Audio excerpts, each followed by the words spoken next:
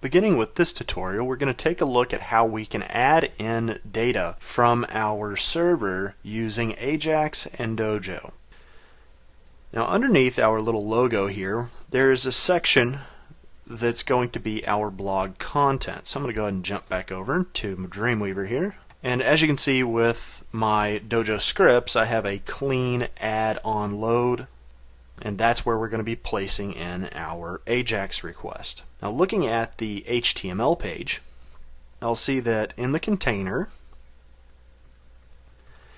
in the main content division, we have the header, and then there's the blog contents. That's where our content is going to be going. So let's jump back to the Dojo scripts and let's set up our Ajax query. Now Dojo uses a method on the core functionality here called xhrGet. Now this is going to be using the get method. There's also xhrPost, both of which are doing your standard XML HTTP requests, but at an abstract layer so that it's not going to be browser dependent. So we'll go ahead and start to build this out. Now, there's a number of different options that are available for both the xhrGet and the xhrPost, and we're just going to do a few of these things to get things started. Okay, so first of all, we need our parameters list for getting the information here. I'm just going to space that out appropriately. And the first parameter that we need to set up here is our URL. So where is it going to be pulling the information from? It's going to be pulling it from our processors and the get blog entries .php script. Now this is essentially a custom object inside of JavaScript, and it's this associative array with the key and value separated by a colon, and then separating each one of our properties we have a comma. So the next thing we need to set up here is what happens whenever it has successfully loaded. We're also going to need to set up what happens whenever it returns an error. So for whenever it successfully loads, we want to fire off an anonymous function in here, and we're going to pass in the response that came back.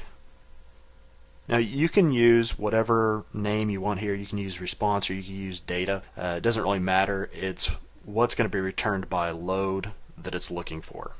So function response, and for this I'm going to say I want the blog contents to be targeted. Now I could use document.getElementById here, but Dojo does give me a little shortcut called dojo.byId. And this is going to give me an object reference. So I'll do blog contents because that's what I want to select and that's where I want to put the data. So that's how we can do basic selections inside of Dojo, dojo.byId. Then I'm going to need to do enter HTML. Of course there's some other things you could end up doing here, but for this particular example we're going to be doing that. And we're going to set its enter HTML equal to the response that came back from our request. Alright, then I need to set up the error condition.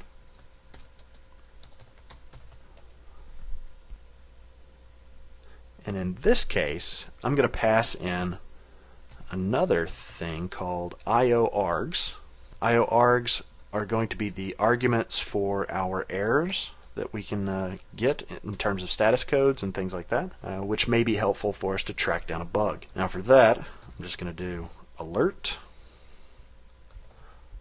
IOArgs dot xhr dot status. So that's going to give us the status code so that we'll be able to figure out if there was a problem with our server, if there's a problem with our browser or whatnot. So that is our basic Dojo AJAX request using get, using the get parameter. So I'll go ahead and save that and upload it. And whenever I come back here into Firefox and refresh, it gives me all of my entries.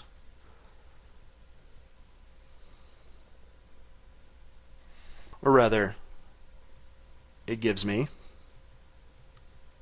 the first 10, because there is that limit that was set up for the default behavior. But we are going to end up changing how some of this ends up working, and that's how we do AJAX requests in a nutshell.